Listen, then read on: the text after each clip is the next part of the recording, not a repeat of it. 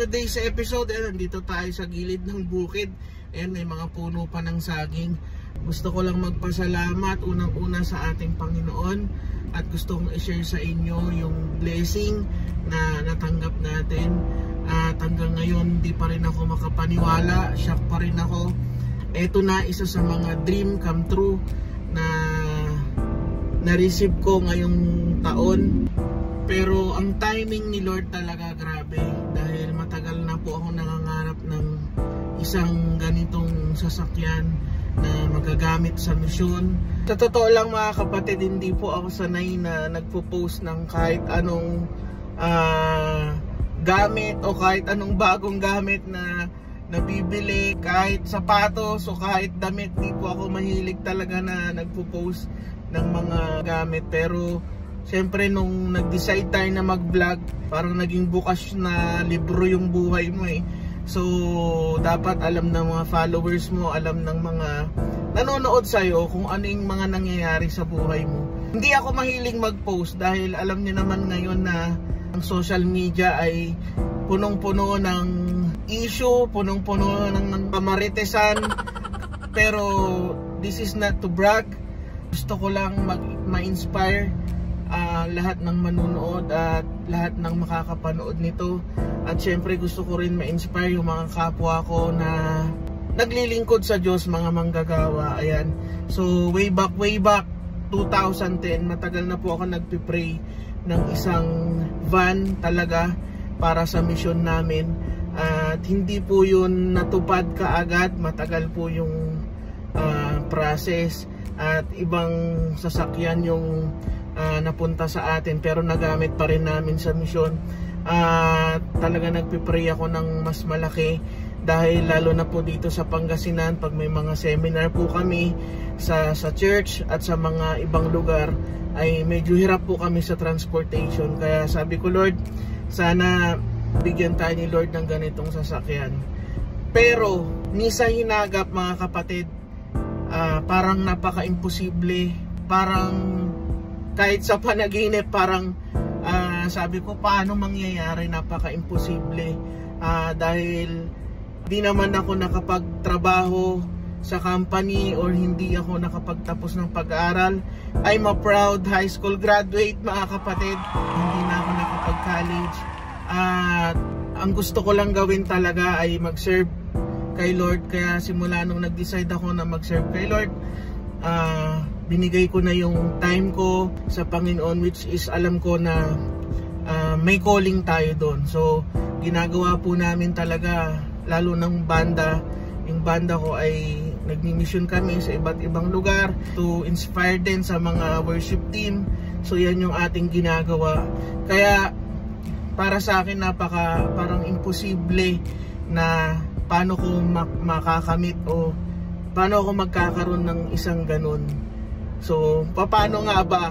So hindi ko na masyadong i-detalye ito, dahil sabi ko nga sa inyo, maraming mga marites sa paligid. At hindi ako magkakaila. Naglabas po ako ng pera dito. Siguro tatanungin nyo, magkano yung nilabas mong pera? Naglabas ako ng pera dito. Siguro exact amount, nasa mga 28 to 30,000 lang ang nilabas kong pera dito. So paano nangyari yun? Na brand yung sasakyan, 30,000 lang ang nilabas mo. Si Lord na po ang bahalang sumagot sa inyong mga makakapanood. At yung pera pa na yun mga kapatid, kung maalala nyo, pinost ko tong gitara na to.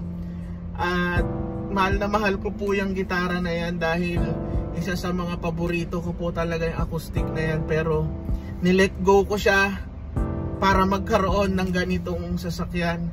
Paano nangyari yun? Alam nyo na, pag si Lord ang kumilos mga kapatid, yung mga imposible nagiging posible. Sabi ko nga sa inyo kanina, hindi ito para iyabang o ipasikat or what. Actually, nanliliit ako na gawin tong video na to. Pero for the sake of syempre vlogging and to inspire nga, lalo na sa mga nagsiserve kay Lord, mag-serve lang po tayo ng totoo, ng tapat, at lahat ng salita na sinulat sa Bible, na galing sa Panginoon ay totoo po mga kapatid. Wala pa akong nakita na sumunod sa Panginoon na nagutom. Tingnan nyo po, mukha po ba akong gutom? At wala pa akong nakita na nag-serve kay Lord na pinabayaan mga kapatid. Kaya sobrang saya, sobrang grabe, hindi ako makapaniwala hanggang ngayon. Shock na shock pa rin ako hanggang ngayon. Kaya sobrang nakakatuwa at talagang si Lord may mga tao na nandyan na gagamitin sa iyo eh. So may mga tao din na mga nakatingin sa paligid sa mga ginagawa mo. Kaya advice ko na lahat ng ginagawa natin pagsuserve at paglilingkod sa Panginoon, gawin natin ng buong puso at alam ni Lord lahat ng pangangailangan natin. So ito na guys,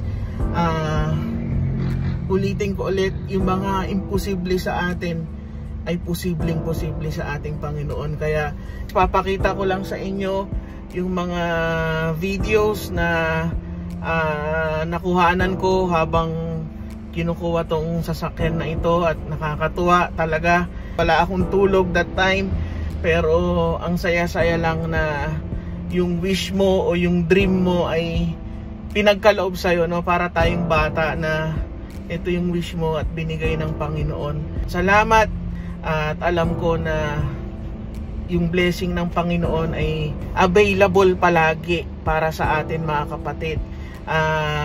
Wag lang po tayong makakalimot sa ating Panginoon, at wag po tayo syempre makakalimot na laging close sa ating Panginoon, dahil pag dinikitan natin si Lord, grabe lahat ng pwedeng blessing na ibigay niya sa iyo at dream mo. Siya lang ang pwedeng makapagbigay niyan. So ayan lang, hindi siya detalye, pero gusto ko lang i-share sa inyo at gusto ko lang ma-inspire kayo. At maraming salamat sa inyong panonood palagi sa Betmo TV. At ito yung mga susunod na video kung paano natin ito nakuha. So ito na guys, let's go. Thank you.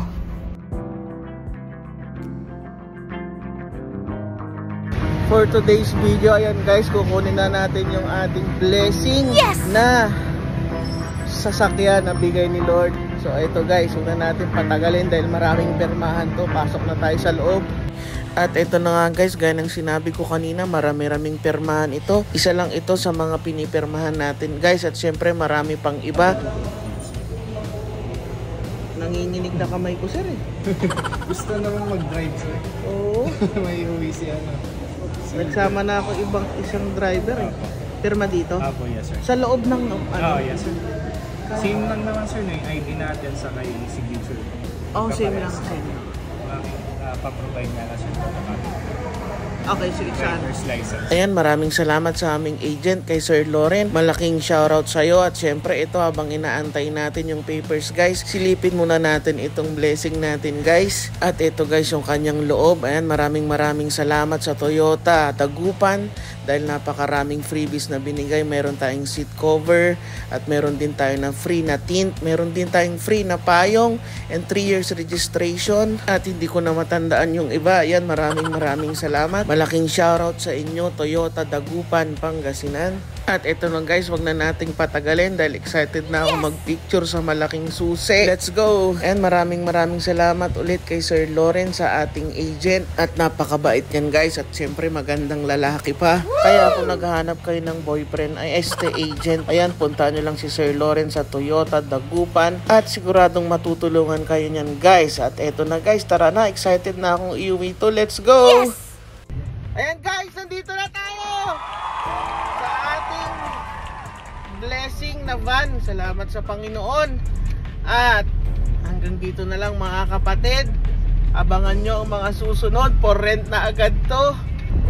Wala akong masabi, speechless. Ayan guys, maraming salamat sa panunood nyo sa ating maikling vlog. At eto guys, nakuha na natin. At syempre, for rent na kagad to. At unang-una, syempre, magagamit natin sa ministry, sa mission. At syempre, for business din siya, kaya pwede nang i-rent ito. At sabihan nyo lang ako, message lang kayo. At ayan, syempre para kay Mamang, dahil alam nyo naman si Mamang ay 85 years old na. So gusto natin pagka mamamasyal siya o meron siyang gustong puntahan, kahit papano ay medyo komportable siya mga kapatid. Kaya Mang, para sa ito, maraming salamat at praise God. Yun lang guys. Thank you and God bless.